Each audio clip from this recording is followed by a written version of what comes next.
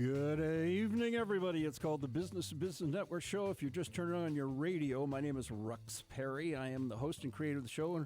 And about 20 years ago, we started doing the show back in 1999, and we bring different small business owners, different industries.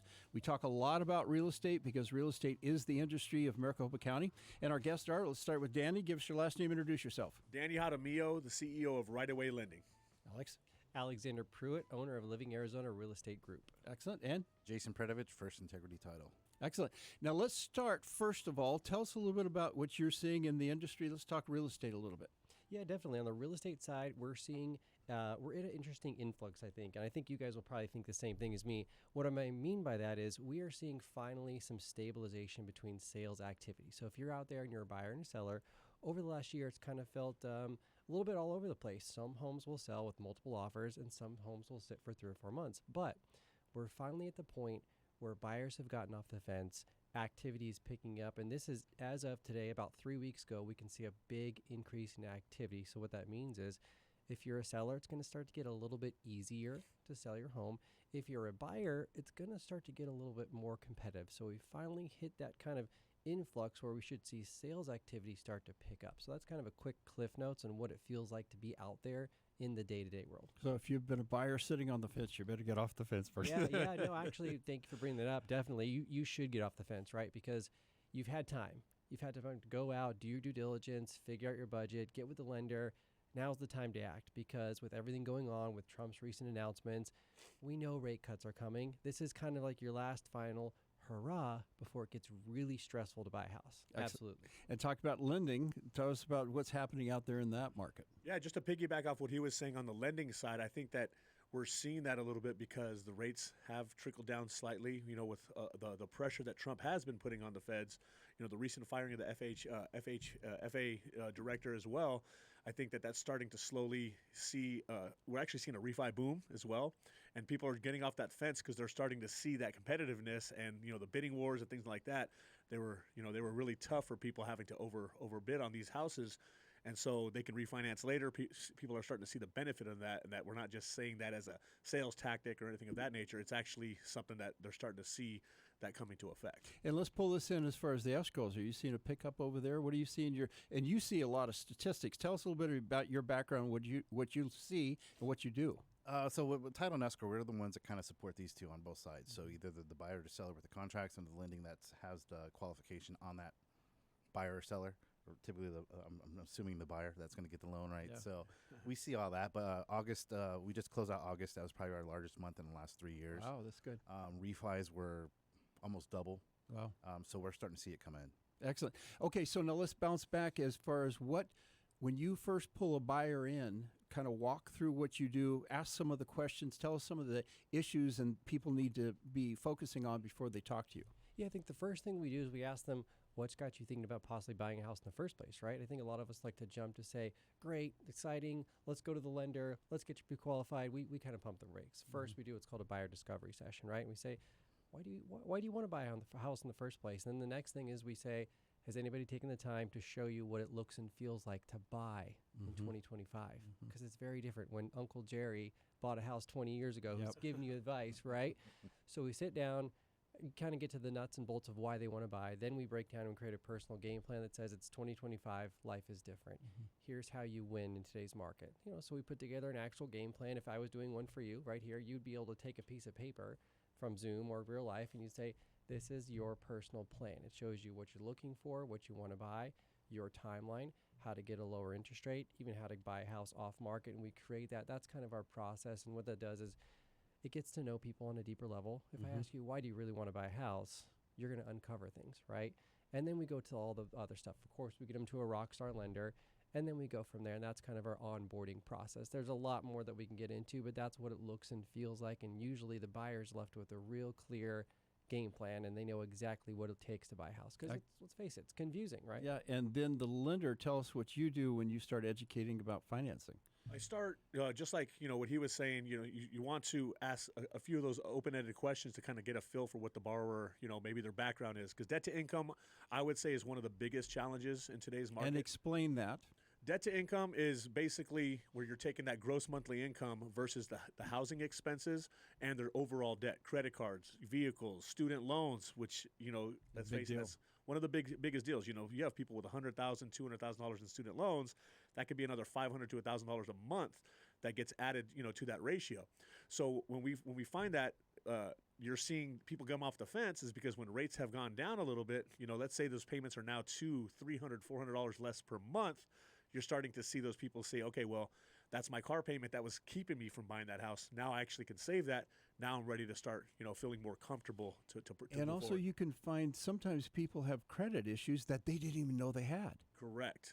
And one of the biggest credit issues that I see is when you get on the phone with, spouses and, it's usually, on the wife's side where you start uncovering maybe 3 or 4 different credit cards that the husband nobody didn't know knew that about. they had. Oh my gosh. Yes. Yeah, and also sometimes there was a late payment that they didn't even know, and Correct. it could have been a mistake too. A lot of times it is. And even if it is a mistake, it's very hard to get that off. That's why we have different resources to help people remove those, those late payments. And some people think they need to have a 700 plus credit score to get a house where, let's say their score was a 640. They didn't think they can get a house, so they're afraid to even start looking.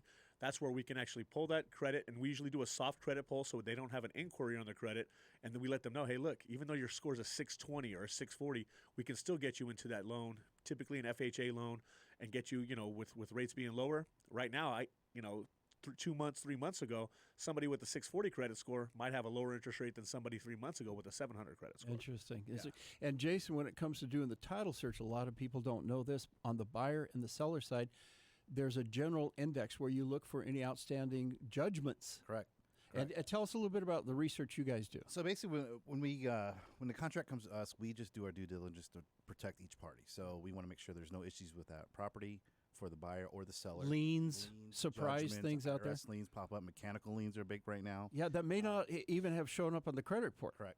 And a lot of times they don't. Yeah. So I always, even for like my clients that have a listing coming up, before they even go and meet with their client to get that listing under contract, we pull a prelim just to make sure they're safe before they even talk to them. A prelim is preliminary. We got to educate the listener because this is an education. Explain what that is. Basically, it's like a smaller version of a complete title report. So we just want to pull it really quick to see if there's any judgments, any IRS Red liens, flags. any red flags up front that we know that we need to address to the client up front when we first meet them. And not just the seller, but the buyer. A lot of people don't know that. You actually have to make sure that there's no outstanding judgments against the buyer. Otherwise, it'll cloud the title. For sure. And so that's the key. So let's swing back to, do you work with any of the investors? Give us an idea of the price range market. Do you work mainly with just home buyers, or tell us what you do? Yeah, actually, we're kind of unique. So we work with everything from first-time buyers to luxury, but we work with a very niche market as well, which is I would say they're institutional investors. And what that looks and feels like is, picture a large company with a portfolio of thousands of homes across the country. We service them, right? So we work for them. We help them do what's called disposition. We help them sell their assets, and then we help them acquire new assets. So we're kind of all across the board, but I bring that up because we get to see a good pulse on what these guys doing. So, right, if you're a home buyer, you want to know what the professionals are doing. When I say a professional home buyer, somebody who buys and sells homes for a living, not a real estate agent. That's different. A professional home buyer, right? Think about it, right? A professional home buyer they're buying and selling assets for a living, and we work directly with those, a large company, actually thanks to Jason for that partnership. And so we get to see what they're doing in real time. We get to see how they're handling the assets, and that tells us how to navigate the market for a retail consumer like our listeners today. And let's educate everybody just a little bit. A lot of people get frustrated when these people come in and buy these older homes, but doggone it, they fix them up. Mm-hmm. And a lot of people don't understand that. There's a lot of homes that will sit there for months and nobody wants to touch it until you guys get involved. You paint it, you clean it up, you get the yard fixed up, and guess what? That helps everybody in the neighborhood, everybody. So don't complain. They call it gentrification. I'm sorry, but you're fixing things up and you're making it so it's marketable, and then you're able to sell it to somebody. A lot of home buyers, you know it, as a lender, they don't want to go in there and start painting and start all over again. Well, that's a really good point, because one of the things that most individuals that are buying houses, first-time home buyers, just general families, they don't have the liquid assets to do that. And the effort or the skill. Exactly. So they don't have the liquid assets. They don't have the effort. They don't have the skill. They like to complain about those things. Yeah. When in reality, that's the best thing that you can do for somebody is to take all of you make it in, move in ready, and take all of the legwork out of it.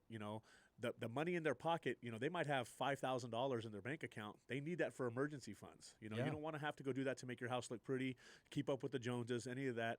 They want to get in there and they just want to live in the house without having to put in 5-10 grand for landscaping, paint, all those things. It's very important. Fixing the roof. I mean, 100%. there's a lot. Roof is a big issue. Roof is a big, and a lot of people don't know if you don't maintain your roof and you get a roof leak, your insurance is not going to cover that. I did an interview recently, and the guy said everybody needs to get a roof inspection at least every few years to make sure you're taking. Now, something slipped by here, and I want to pull Jason in on this. So somehow you guys got an introduction here. This is why working with Jason's important. He knows how to network. Tell us your story and how you guys connected there. I've known Alex for many, many years. He's been, probably in the industry for 15 years. We've always crossed paths, but we really never worked together.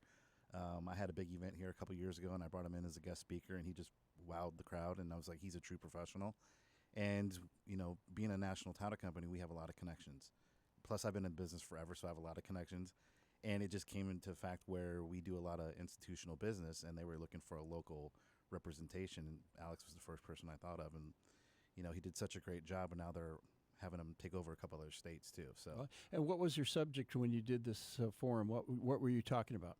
Well, I think the subject was he had presented an opportunity to say, hey, we have institutional seller that's interviewing. They interviewed probably a dozen realtors saying, hey, we threw your name in the ring.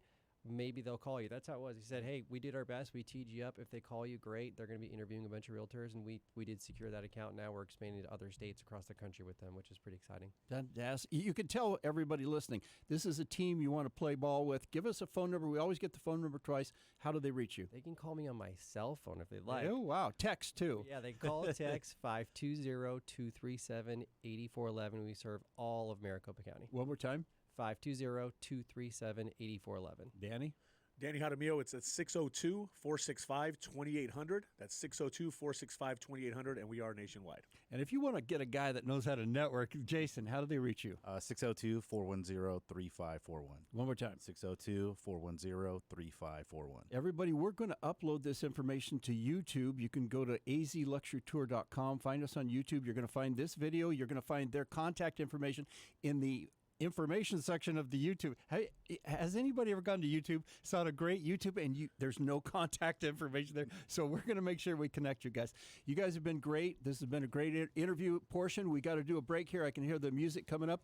This is KKNT 960, The Patriot, and this is called the Business to Business Network Show. My name is Rex Perry. Please stay tuned. We're going to be right back.